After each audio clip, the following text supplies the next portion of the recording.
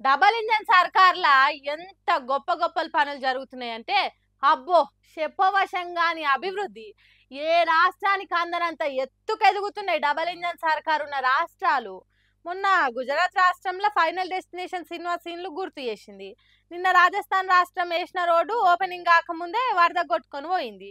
ఇప్పుడు ఇంకో double engine సర్కారు మహారాష్ట్రలో ఎసొంటి డెవలప్‌మెంట్ జరుగుతుందో చూడుండ్రి.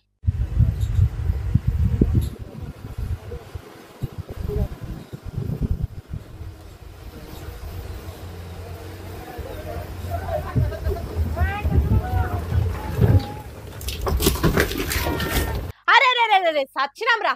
లారీ పాడైపోను కొద్దిగా అయితే మీద పడుతుండే. 10 సెకండ్ల ఆలస్యమైతే పాడెత్తి డప్పు సబ్బులు మోగుతుండే. నిలబడ్డ జాగలనే కూలింది కదరా లారీ.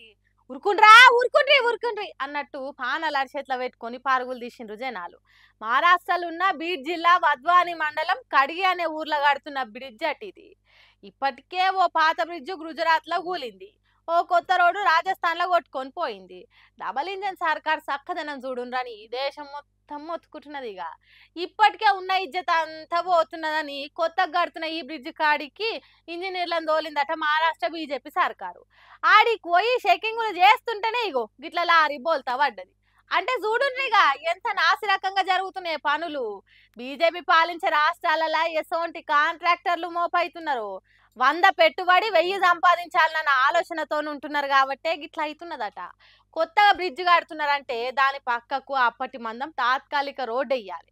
ఆ పని పూర్తి అయినాకనే కొత్త పని మొదలు పెట్టాలి. కానీ ఆడ లోకల్ ఎమ్మెల్యేలు ఎంపీలు ఎవరో కాంట్రాక్టర్ దగ్గర ఎంత కమిషన్ తీసుకున్నారో లేకుంటే కాంట్రాక్టరే పైసలు మిగిల్చుకునే పనిని ఈ తిరగగా ఆడుతున్నాడు. అందుకే బ్రిడ్జ్ కట్టుడు పూర్తి కాకముందుకి గిట్లయింది. అందుకే ఈ బ్రిడ్జు రోడ్లు వరుస కూలుడు చూసిన జనాలు ఇది డబల్ ఇంజన్ సర్కార్ కాదు ట్రబుల్ ఇంజన్ సర్కార్ అని ఎద్దేవా చేస్తున్నారు.